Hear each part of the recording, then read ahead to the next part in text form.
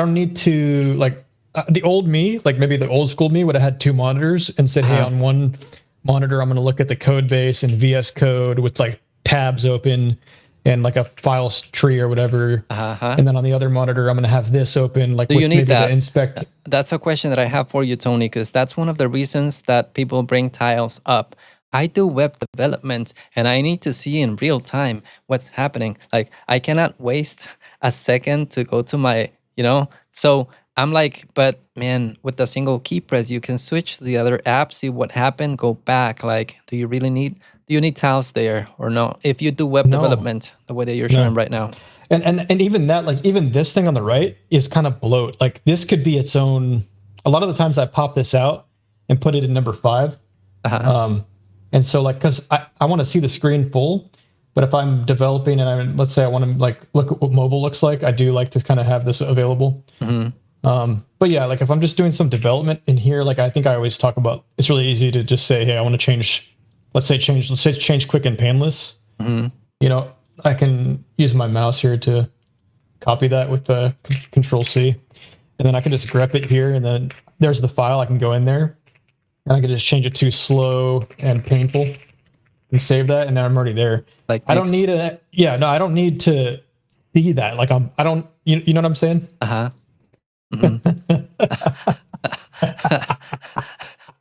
Yeah, exactly. That is better. You that see, represents you see what I'm more. saying? So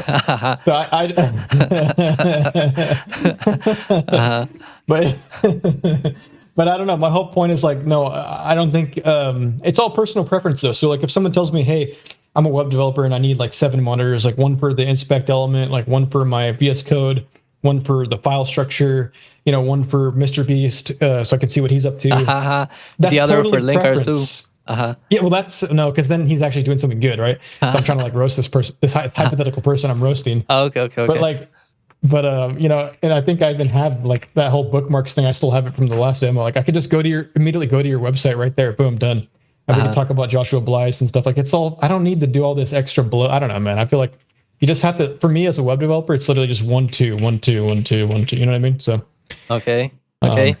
And what about you, Hendrik? What are your thoughts on that? I feel this is one of the cases where I would actually prefer 2 screens, or at least in my case, I have kind of my main screen right in front of me, and then I have my MacBook to the side, kind of on a stand, so it's kind of the same height as my monitor.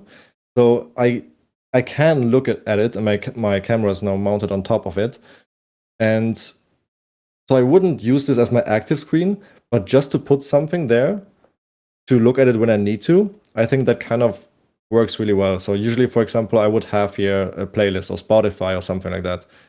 And yeah, it's not something that I actively work with, but sometimes I glance over and just see it. So but it's not that's something kind of how I would deal with that.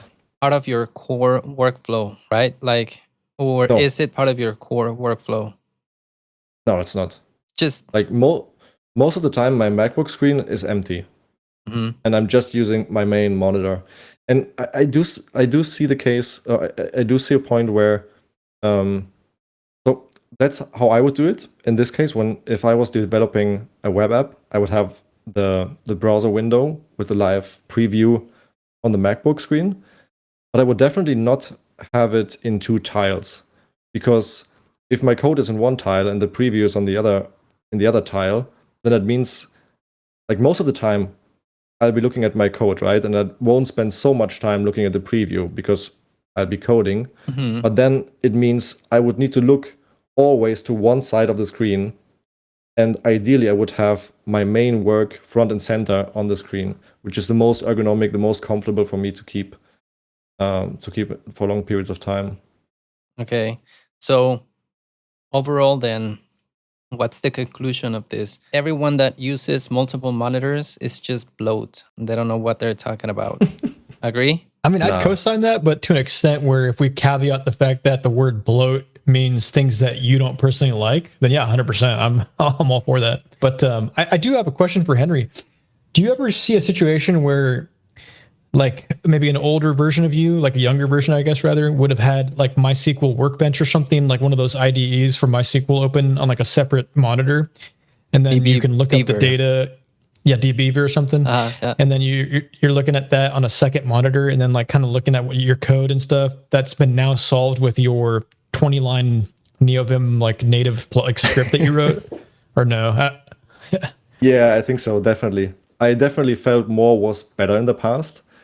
And I do feel, depending on the nature of the work, a different workflow is probably better. For example, if you do a lot of data analysis, I do feel it is helpful to have multiple screens. Okay. Just because you'll probably have some kind of presentation or some spreadsheet or whatever. Maybe someone sent you over a spreadsheet. Hey, have a look at these whatever IDs. And then you're kind of pulling those over into a query, and then you need to look at the results. And then maybe sometimes you need to see a big table. And yeah, I just think that can be very helpful at times. Now, is it bad getting used to working with multiple monitors in case they don't have to at some point? Should you go through the pain, of improving your workflow so you can adapt it to a single monitor? So it doesn't matter if you have to go outside, you can still be as efficient, you think? Or it's like, no, I work with data analysis, like you mentioned. I don't know what you guys do there, but I guess you go through a lot of data, right? But is it worth it to try to adapt it to a single monitor? Or it's like, nah, fuck it, I'll just use 2 monitors and whatever. In my opinion, it really depends on your main work setup. Like if you're a person that travels a lot, I definitely think it makes sense to optimize for a smaller screen. Like in my case, I sometimes work from the Berlin office. Sometimes I work at home. Sometimes I go to my mom's place in Germany and work there. And so I have a lot of different setups, and I like to be able to work with my MacBook monitor, with my main monitor, with a different monitor. I want to be able to just use my laptop keyboard as well. That's why I'm not using something like whole Mac or some weird QWERTY, just because I can keep the muscle memory and use a computer like a normal human being. Yeah. So I kind of optimize for that. And yeah, I guess it really depends. But then if you're a person that only does data analysis and only working from the home office and never travels, never goes to the office, and you always have your optimal setup, then yeah, why not optimize for that? But it really depends on the person and the need, I would say. So basically, if you're an Arch user that doesn't go out to touch grass, it's just next in front of the computer the whole day, you're allowed to use multiple monitors. Is that what I understood from your conclusion? Yeah, you can optimize for whatever you want. You can optimize for Dvorak, I don't know, Dvorak, yeah, all that stuff. Yeah. They're going to come after you again, Link. You keep saying stuff like that. No, but I think he's right, because there's value in being able to work on a laptop only and work efficiently, especially when you're just like working from home, but like maybe say couple days of the week you go into the office or whatever with your laptop. I think people that can get stuff done quickly with your one screen, like, I don't know, it just helps. You don't have to you don't need a whole setup. You could just you have a bug or something, right? You pull your laptop out of your backpack and then you skate to the coffee shop or whatever, and then you order like a little latte it costs $8 or whatever, and then you just quickly fix it, and then you're Giga Chad. You know what I'm saying? Like, you don't care. Yeah. Like, you have a MacBook too, probably. And this person I'm talking about has a MacBook, right? Yeah. Like, so. Of course. So I remember how it was when I had my huge screen and I had to work on the small screen. Man, that memory came back to my mind, and it was freaking painful. Have you guys seen the Microsoft errors where there's a lot of instances of the error, like a trail? Have you seen that image? Like, there's a lot of small. Hold on. This is the way that I had to organize my apps. Microsoft error trail. I guess I'm going to be able to find something. This is the way that I had to organize my applications when I had to switch from the 4K TV to the monitor. So I had all of them like this, and I would click on the edge, to travel to each app. It was painful. It was not effective. It was no. But you come a long way, Link. You come a long way, and you've evolved, and you've got a lot more to go. You never. It's a rabbit hole you never stop.